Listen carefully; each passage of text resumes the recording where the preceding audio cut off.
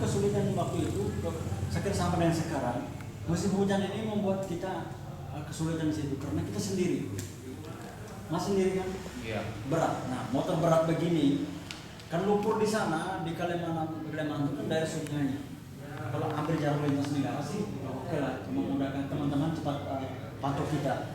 Karena sinyal juga hilang pas di tengah hutan. Mau kita harus papan yang paling bagus. Papan yang bekas itu banyak. Jadi kemarin tuh kesalahan saya itu karena tidak tanya juga sama teman-teman. Kalau orang kampung juga tidak pernah tahu bahwa ada orang di situ. Jadi hanya dari kebutuhan nekat saya ambil papan lalu, nah hampir semua jalur jembatan ini kan pohon ini kan seharusnya saya harus istilahnya lompat dulu untuk mengetahui daya angkut tidak kalau kita lewat. Ini enggak, kan kita orang baru. Sana tenggelam mas, banjir bawah motor saya langsung tenggelam. 3 hari 3 malam di hutan. Itu di daerah Puling Kencana. 3 malam di hutan. Itulah menurut saya ujian terberat saya sampai makan daun, makan rumput, sampai tidur di atas ular. Itu makan lumpur itu saya kenyang itu bertahan sampai 3 hari. Hanya mencari sepeda motor. Karena walaupun ada uang tapi hutan tidak ada tempat apa warung atau apa kios untuk makan tidak bisa. Iya. Jadi lalu kelemahan saya juga tidak mengetahui bahwa sungai itu kalau walaupun di sini panas tapi hujannya di pegunungan kan berarti pegunungan. Jadi tidak harus hujan itu di tempat kita baru kita bisa stop, enggak. Tapi kata sekarang di zamannya Jokowi ini udah bagus lah, udah bagus lah. Lalu akses dari Jawa waktu itu akses dari Kalimantan Barat ke Kalimantan Tengah belum. Jadi ada teman-teman dari kemarin dari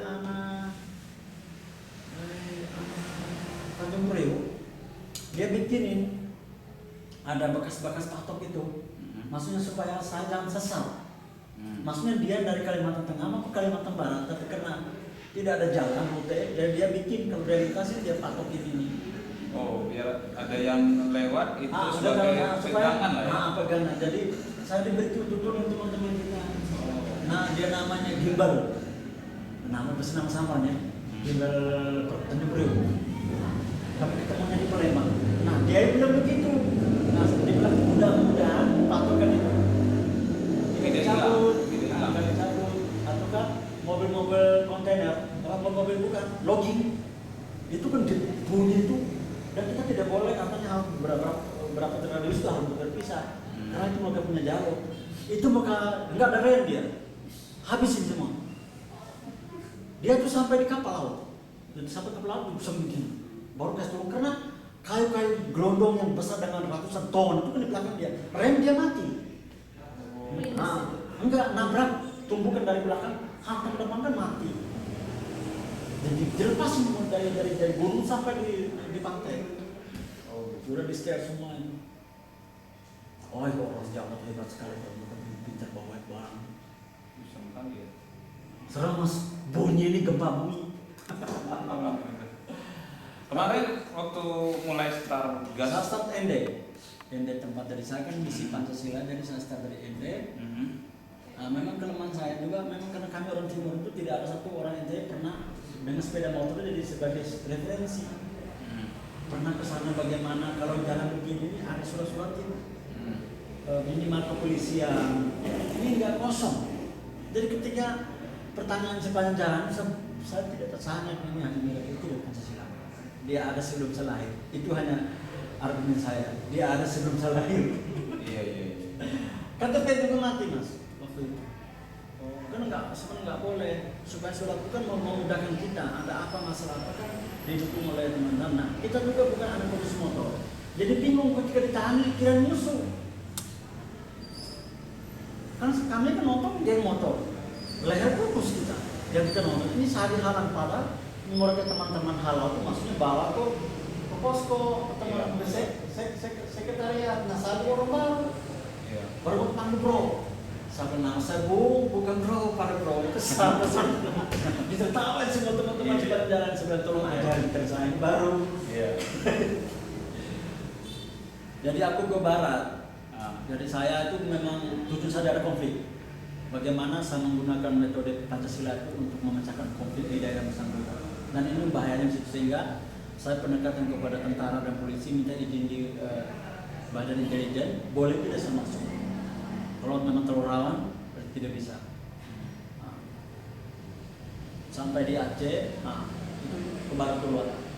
Setelah ke Kalimantan Tengah, selesai Kalimantan, satu turunnya ada ferry dari, kita ambil jalur tengahnya, dari ada ferry juga ke Makassar, dari Balikpapan ke Makassar, ataukah dari Mamuju.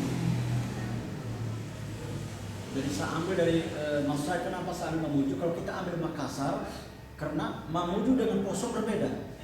Dari pulau Timur kan pinggir-pinggir ini, nanti kita kecapean. Jadi kita turun dulu ke sini, Mamuju turun ke sini, dapat semua Makassar, naik ke sini, turun di sampai sampai ini mau ke Kendari itu, sampai di Buton, naik lagi, ambil Poso sudah, ini sudah, ambil Poso, sampai Palu baru, naik sampai Gorontalo, Manado sampai Miangas waktu itu hanya satu kapal, 2 minggu baru dapat 1 kali, tapi katanya kata teman-teman kemarin sudah ada kapal perintis katanya. Sekarang? Tidak ada lagi yang seperti dulu lagi 2 minggu sekali. Total lama perjalanan? 1 tahun. 1 tahun. Dari situ dari Bitung ke Ternate, Tidore, Halmahera, Buru, Serem, Ambon, ambil sebalik lagi ke Sorong. Ada ferry dari Wedha, Halmahera ke Sorong. Jadi sekarang sudah hubungan semua per ferry sudah jelas. Ferry kan bagus kita beli, dan juga angkatan udara. Kalau kesulitan lebih bagus angkatan udara kan Hercules.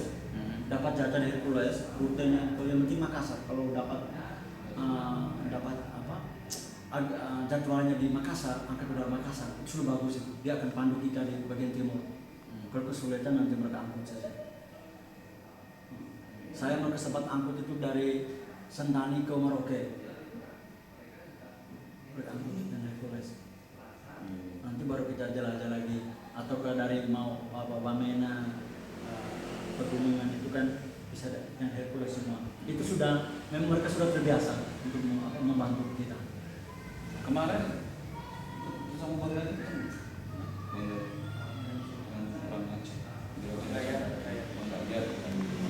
Bang Daya? Nah, itu senior saya dari komunitas saya. Mereka sempat di Jogja sama saya di Jogja, sempat 3 hari di Jogja. Kemarin jumpa juga? Enggak. Enggak, hanya waktu di Aceh.